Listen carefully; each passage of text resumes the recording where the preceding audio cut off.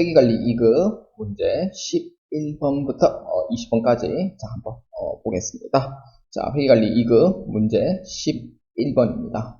자, 다음은 주식회사 3일의 2021년도 재무자료입니다. 주식회사 3일의 2021년도 손익계산서상 매출원가는 얼마인가입니다.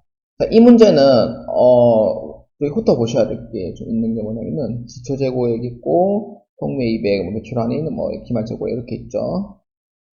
자, 매출원가 산식을 먼저 한번 봅시다. 왜냐면은 매출원가 산식이 지금 어느 정도 지금 다 몰려 있어요. 그래서 산식은 이렇게 됩니다. 1월 1일에 이제 팔다가 남은 재고액, 재판매 시작을 해야 되죠. 기초재고액 플러스 단기 순매입액. 하자가 있을 때는 다 빼주고요. 부대비용 있을 때 더해주는 조정 단계 거쳐야 돼요. 단기 순매입액에서 12월 31일자 기말재고액. 이것도 이쯤 되면은 문제에서 몇 번 나오죠. 아주 중요한 문제다라고 보시면 됩니다. 자, 한번 봅시다. 기초재고액부터 한번 볼까요? 기초재고액은 18만원. 근데 단기 총 매입액이 얼마냐면은 56만원이 되고요. 거기에 매입 할인을 빼줍니다. 그래서 얼마냐면은 15,000원.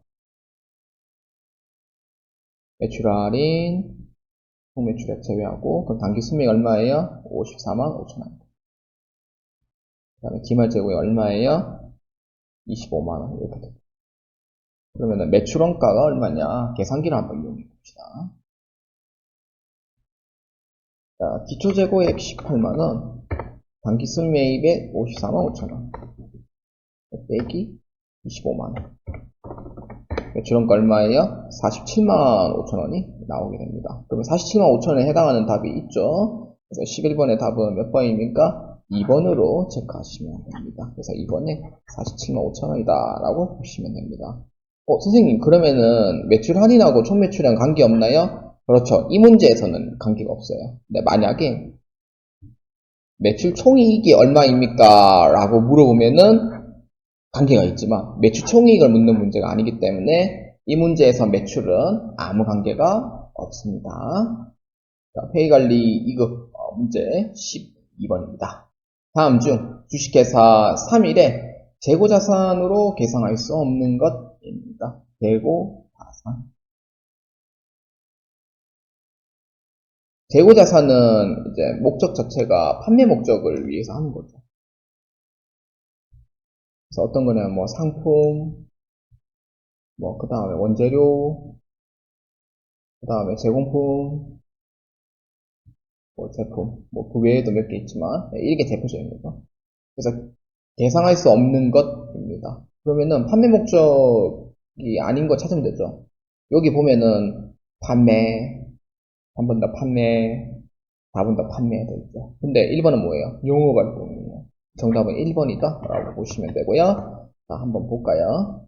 영업활동에 사용한 목적으로 건설 중인 건물은 계정 과목이 건설 중인 자산을 회계처합니다. 건설 중인 자산에 해당하는 계정 과목명은 유형자산에 해당이고요. 그래서 틀린 거고요. 그 다음에 2번은 위탁 판매 목적으로 인도하였으나 아직 판매하지 않은 제품은 재고자산 제품이고, 도착지 인도 조건에 판매했으나 운송 중인 상품이죠. 판매 목적으로 구입한 상품, 이것도 상품이죠. 그래서 재고자산이 맞습니다. 2, 3, 4번은. 그래서 정답은 최종 답 1번이다 라고 보시면 됩니다. 자, 회의관리 2급 문제 13번입니다. 다음 자료를 이용하여 2021년도 감가상각비를 계산하면 얼마인가 입니다. 단 회계 기간은 1월 1일부터 12월 31일까지입니다. 자, 문제 한번 보겠습니다. 2021년 10월 1일 차량 운반구 1200만원에 구입하여 2021년 12월 31일 현재 계속하여 사용 중입니다. 그래요. 10월 1일달에 1200만원에 구입을 했고 사용 중에 돼 있어요. 자, 문제는 이제 상각 방법이 이제 나와 있는데 정해법을 쓰고요. 내용에서 4년입니다. 자, 그러면은 1200만원에 현존가치 없으니까 나누기 4년만 보내죠. 그러면은 1년에 상각 얼마 돼요? 300만원씩 상각이에요. 근데 사용 기간은 1월 1일부터 사용했나요? 아니죠. 10월 1일부터 12월 말까지 3개월 사용한 거예요. 그러면은 3개월 내가 사용했고 전체 1년 보이니까 1년 중에 내가 3개월치만큼 쓴 거죠. 그래서 얼마냐면은 대략 뭐 얼마 정도 나오나 75만원 정도 나오네요. 그렇기 때문에 75만원으로 해주시면 됩니다. 그럼 이게 감가상각비에 해당하는 금액이 되는 거예요. 자, 그 다음에 두 번째입니다. 2021년도 1월 1일 200만원의 건설 중인 자산이 존재를 합니다. 근데 2021년도 12월 31일 현재 계속 건설 중이래요. 건설 중인 자산이죠. 건설 중인 자산은 삼각해요, 안 해요? 안 합니다. 건설 중인 자산은 삼각을 안 해요. 그래서 감가상각비가 없죠. 그래서 이 문제에서 묻는 감가상각비는 얼마입니까? 라고 물어보면은 75만원이 됩니다. 그래서 13번의 답은 1번으로 체크해 주시면 되겠습니다. 자, 회의관리 2급 문제 14번입니다. 다음 자료에서 기계장치에 적용한 감가상각 방법의 특징으로 가장 옳은 것은 입니다. 자, 문제 한번 봅시다. 품명은 기계장치, 취득 금액은 1000만원, 감가상각비는 500만원, 250만원, 125만원. 여기서 봐야 될 부분이 있어요. 뭐냐면은 이 감가상각비 금액이 지금 올라가요, 내려가요? 상각비가 계속 내려가고 있는 거죠. 일정하지가 않아요. 그래서 일정한 상각금액이 아니에요. 그 상각 비용이 하락하게 되는 거예요. 이거 특징이 뭐죠? 정해법이에요, 정해법이에요? 정해법은 일정한 상각금액인 걸 맞지만 이 감가상각비가 보여주는 게 아니죠. 뭐예요? 그럼 하나 있죠. 뭐죠? 정해법이죠. 정해법에 대한 설명이에요. 자, 그러면은 옳은 걸 찾는 거니까 자, 봅시다. 1번 매기간 균등하게 상각한다. 아니죠. 정해법이라고 하면 이해하겠습니다만 정해법이라 아니고 2번 잔존가액을 내역연수에 나누어 계산한다. 이 잔존가치가 없을걸요. 그래서 2번은 아니에요. 그럼 3번 시간이 경과함에 따라 상각액이 증가한다. 상각이 오히려 떨어지고 있어요. 아니. 4번 기초장부 금액에서 맨 일정한 상각률을 곱하여 계산한다. 정율법의 특징이죠. 정율법의 산식 다시 한번 더 볼까요? 정율법은 취득 금액에서 거기에 감가상각 누계액을 빼줍니다. 그러면 매년 상각 누계액이 쌓이겠죠? 거기에 빼줍니다. 거기에 곱하기 정률만큼 해주면 돼요. 그래서 상각률이라고 부르죠. 상각률을 곱하여 계산한다라는 얘기가 정률법에 대한 특징이 맞습니다. 그래서 이 문제 가장 옳은 것은 4번으로 보시면 되겠습니다. 자, 회의관리 2급 문제 15번입니다. 다음은 주식회사 USA가 최근에 인수합병한 사업과 관련한 신문 기사입니다. 이 문제는 시간이 조금 걸려요. 그렇기 때문에 자 한번 읽어보겠습니다. 주식회사 3일은 지난달 미국계 해운회사인 USA의 자동차 운송사업 부문을 2조원에 팔았답니다. 와우, 멋지다. 자, 그래서 주식회사 3일이 넘긴 자동차 운송사업 부문의 순자산의 공정가치는 8천억에 불과합니다. 순자산의 공정가치가 8천억입니다. 그럼 이 순자산이 뭐예요? 이걸 알아야 되겠죠? 자산에서 부채 뺀 게 자본이죠. 그래서 이때 이 순자산 금액이 이 금액이다 라고 얘기를 한 거고요. 그래서 또한 이 계약과 더불어 USA가 인수한 자동차 운송사업 부문을 자회사인 주식회사 용산자동차에 향후 10년간 모든 해외 운송 물량을 독점적으로 수송할 수 있는 계약을 체결했다. 와우, 더 멋진데요? 독점이랍니다. 와. 자, 그래서 자, 문제 한번 봅시다. 주식회사 USA의 회계팀은 위 사건과 관련하여 어떻게 회계 처리를 해야 할지 토론을 하고 있습니다. 가장 올바르지 않은 사람은 누구인가입니다. 한번 봅시다. 인수합병 한 게 맞거든요. 인수합병을 한다고 하면은 아마 영어권이 들어갈 거고요. 그 다음에 해외 운송 물량을 독점적으로 할 수 있는 계약을 체결했으니까 뭐 특허권이나 뭐 그런 부분에 좀 이제 해당이 되겠죠. 무슨 독점적으로 할 수 있는 그게 또 있습니다. 그래서 자 밑에 김삼희 씨부터 한번 내용 한번 봅시다.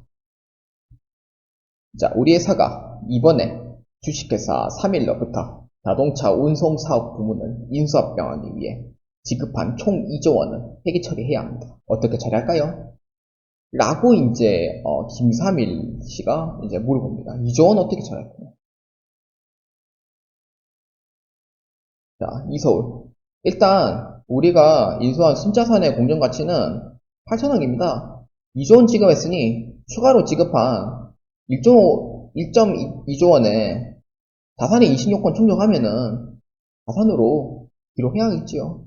그거 맞아요. 이거는 이제 그걸로 쳐요. 영어권으로 이제 회계 처리를 해야 된다라는 뜻이다. 1조 2천억에 대해서. 그래서 이서울에 대한 얘기가 맞습니다. 올바르지 않는 걸 찾는 거예요. 박강주.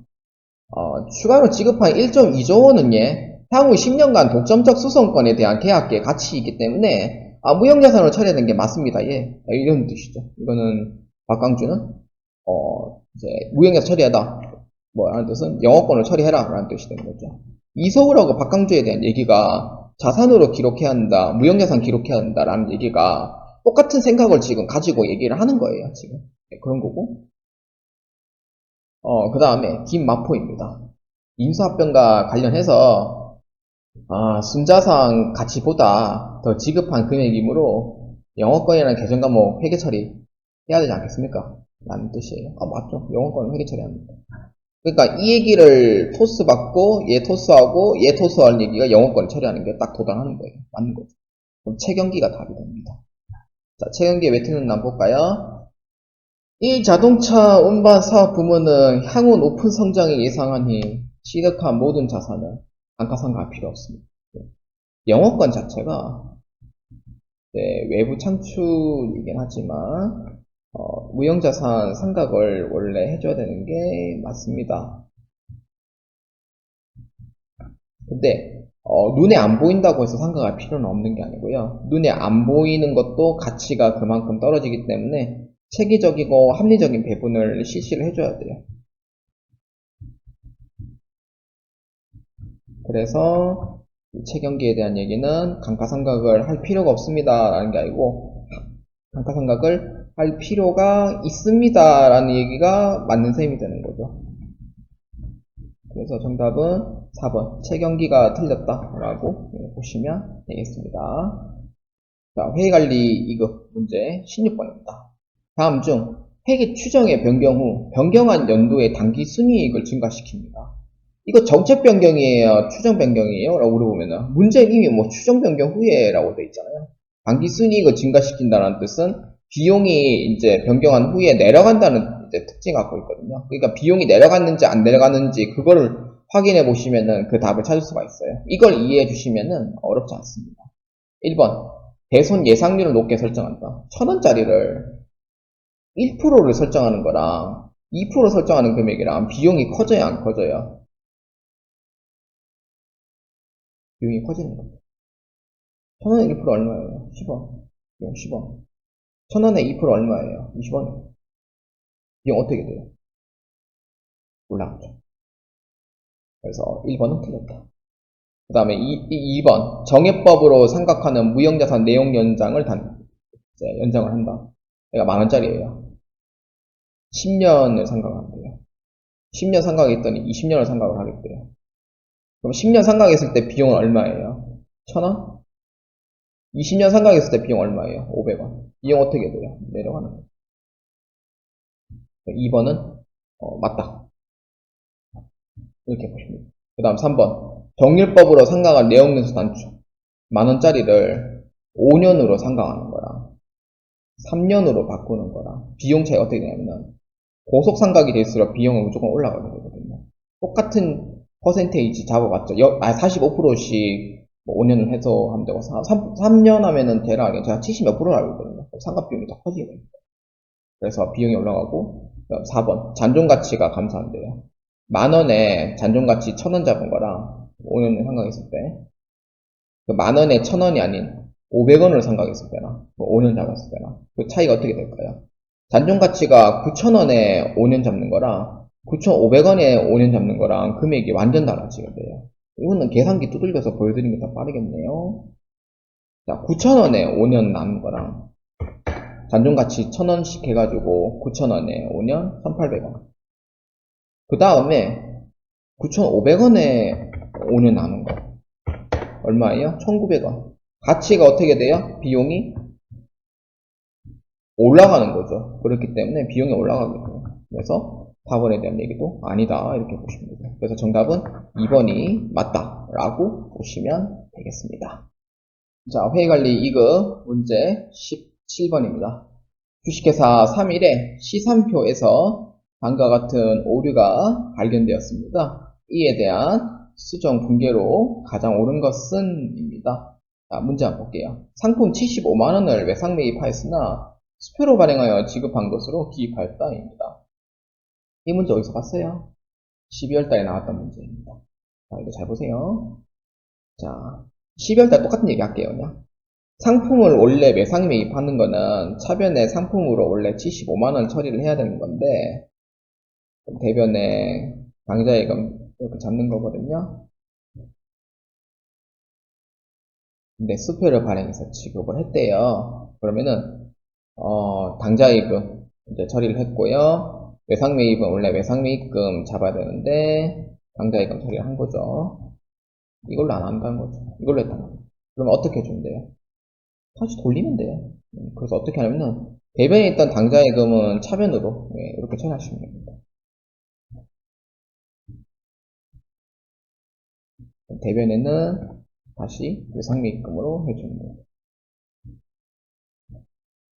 정답은 1번으로 체크해 주시면 됩니다. 자, 이렇게 끝내버리면은 해설이 하나만 하죠. 답만 얘기하는 거지.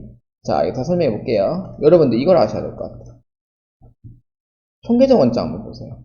총계정 원장에서 우리가 당좌예금 차변과 대변을 봤을 때 당좌예금 75만원을 여기 넣었어요. 아무것도 없다 가정하에. 그러면 잔액이 어떻게 돼요? 마이너스 75만원 이렇게 뜹니다. 이렇게 뜨죠. 이거 실무하신 분은 잘 알 건데, 이게 회계 처음 하시는 분들은 이게 이해가 잘 안 될 거예요, 처음에는. 선생님, 총계정 원자 마이너스 75만원 뜨면은, 이거 잘못된 거 아니에요? 원래 스페르만에서 지급한 것으로 기입을 했기 때문에, 일단은 아무것도 없는 가정하에서는 이렇게 지켜야겠다는 거예요. 그러면은, 제가 당좌예금을 돈 들어온 걸로 처리해버리면은, 어떻게 돼요? 플러스 75만원 되면서, 잔액이 어떻게 돼요? 0이 되는 거예요. 그러니까 마이너스 75만원 플러스 75만원 하면은 잔액 자체가 아예 없는 거라는 거죠. 이게 원상복구가 되는 거예요. 그래서 그러니까 이 얘기를 이제 하고 싶은 게 뭐냐면은 선생님 당좌예금은 돈 들어오는 건데 돈 들어온 걸로 회계 처리하면 돼요? 진짜 돈 들어온 거 없잖아요. 이렇게 이제 생각하시는 분이 이제 계시거든요. 근데 제가 얘기하고 싶은 거는 이 총계정 원장의 잔액 이 원리를 제가 설명해 주고 싶은 거예요. 처음에 마이너스 75만원 잡아놨다가 플러스 75만원 잡으면은 그 잔액이 되돌아온다. 0이다. 원상복구된다. 이거를 제가 설명해주고 싶은 겁니다. 그래서 회계 처리는 차변에 돈 들어온 걸로 회계 처리해도 그 잔액 자체가 0으로 바뀌기 때문에 다시 되돌려 놓는 거고, 그래서 대변에 외상매입금 처리하고 그렇게 해서 끝내는 거다라고 얘기하고 싶은 겁니다. 그래서 정답은 1번으로 체크해 주시면 되겠습니다. 회의관리 2급 문제 18번입니다. 자, 다음 중 유동부채에 대한 설명으로 가장 올바르지 않은 것은? 입니다. 자, 1번 한번 보겠습니다. 선수금은 일정 기간 동안 계속적으로 용역을 제공하기로 약정을 하고 수취한 수익 중 차기 이후에 속하는 금액을 의미합니다. 아니죠. 선생님, 이거 왜 아닐까요? 라고 물어보면 수취한 수익 중 차기 이후에 속하는 금액. 선수금이에요? 아니죠. 이건 방심하면 선수금 맞는 것처럼 오해받아요. 그건 뭐예요? 선수수익을 처리하는. 그래서 올바르지 않은 거는 1번 선수수익을 처리한다는 거고요. 자, 그 다음에 2번 예수금은 거래처 또는 종업원으로부터 일시적으로 현금을 수취하고 후에 다시 이를 반환하거나 해당 기간에 납부할 때까지 기록하기 위하여 사용하는 계정 과목이다 라고 되어 있습니다. 종업원으로부터 일시적으로 현금을 수취하고 후에 다시 반환하거나 해당 기간에 납부할 때까지. 이게 힌트예요. 해당 기간에 납부할 때까지. 그래서 요게 이제 그거죠. 직원들 내야 될 세금을 회사가 대신 납부해 주는 거, 예수금에 대한 설명이 맞습니다. 그래서 18번은 맞다. 다시 2번은 맞다. 자, 그 다음에 3번. 미지급 비용은 이자 비용이나 임차료처럼 비용이 발생하였으나 현금으로 지급하지 않은 경우 발생 기준에 따라 기간 경과분에 해당하는 비용을 단기에 인식할 때 사용하는 부채계정 과목이다. 임차료처럼 비용이 발생했는데 돈 안 준 거예요. 그래서 12월 말짜에 쓰는 게 미지급 비용으로 처리를 하는 거예요. 그래서 맞죠. 자, 그 다음에 4번. 단기 법인세 부채는 법인세를 기중에 원천 징수하거나 중간 예납 등으로 통해 성급한 법인세를 제외하고 보고기간에 인식하는 미지급 법인세를 말한다. 12월 말짜에 회계 처리를 하는 거죠.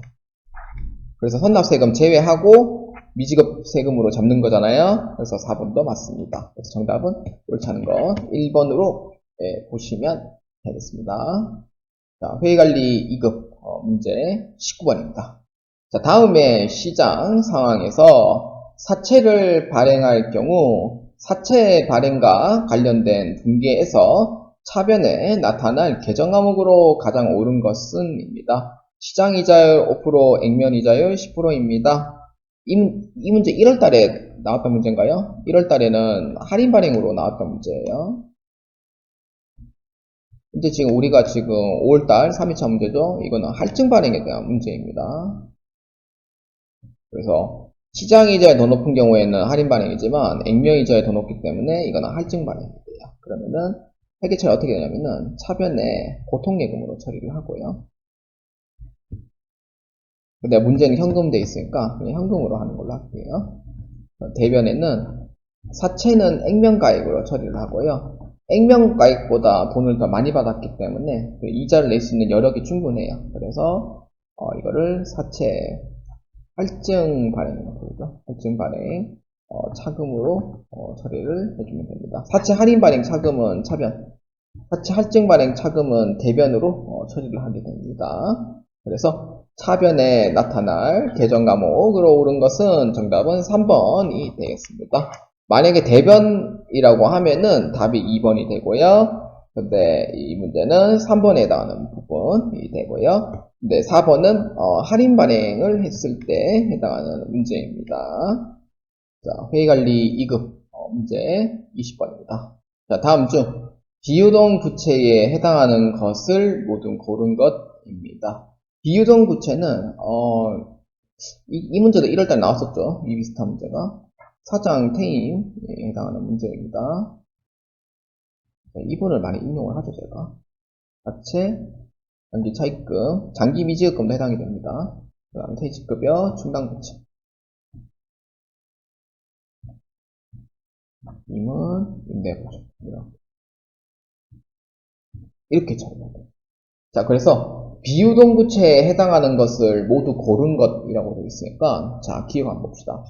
자금을 조달하기 위하여 단기에 발행한 3년 만기 사채랍니다. 오케이, 사채에 해당이 되죠. 그 다음에 2번. 단기 유상증자로 요입된 현금 중에 주식의 액면 금액을 초과하는 부분입니다. 이거는 뭐예요? 주식 발행 차금이죠. 이거는 자본이지, 부채가 아닙니다. 그래서 이거는 아니에요. 니은 들어간 거 같으면 해당하는 것처럼. 자, 그 다음 디귿. 단기중 상품을 구입하면서 2년 만기 영업이에요. 이거는 장기 비지급금으로 하겠죠. 원래 장기 비지급금도 유동부채 중 하나예요. 그래서 기간 2년이니까 해당이 되는 거고.